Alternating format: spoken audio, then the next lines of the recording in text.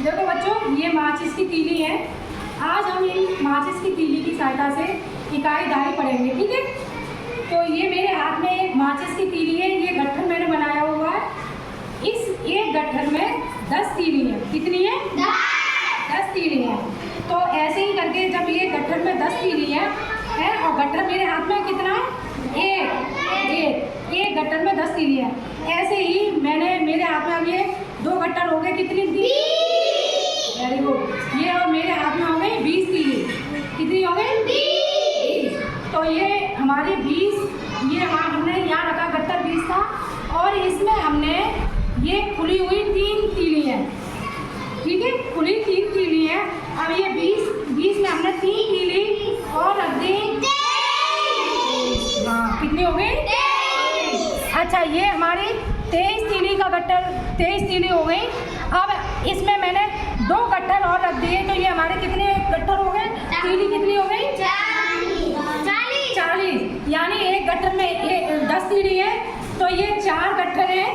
तो ये हमारी कितनी तीली हो गई? 40। अब 40 में मैंने ये 2 तीली और रख दी। तो कितनी हो गई? Very good.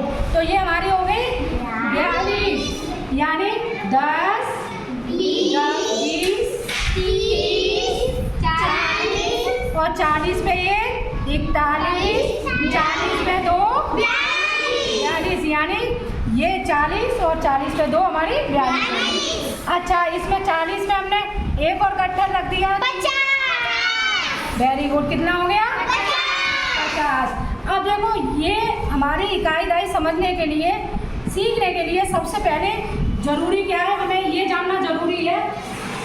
ये हमारी गिनती है। क्या है? गिनती। 0 से लेके 9 तक की संख्या हमारी इकाई में आती है। किस में आती है? इकाई में। अब देखो, ये इकाई में क्यों आती है? 1 से पहले कुछ लिखा हुआ है? नहीं। 1 के बाद कुछ है? नहीं। ऐसे ही करके और संख्या इनके आगे पीछे कुछ नहीं है ना? कुछ नहीं लिखा हुआ ना? ये जो सिंगल अंक लिखे हुए, ये हमारी 0 से लेके 9 तक की गिनती इकाई में जाएगी। अच्छा, जहाँ संख्या डबल हो जाती है, डबल, जैसे कि ये मैंने लिखी है 29, 25, 36, 41, 47, 56, 64, 72, 82, ये डबल संख्या है। ये हमारी दहाई में जाएगी। दहाई का मतलब होता है 10। कितना होता है? 10। दहाई मतलब 10। तो यहाँ मैंने ये कुछ संख्या लिखी हुई है। यहाँ लिखी है इकाई को हम हमेशा पीछे वाली संख्या को हम इकाई के रूप में पढ़ेंगे और आगे वाली हमारी संख्या दहाई में जाएगी। इकाई में कितनी है? 9। दहाई के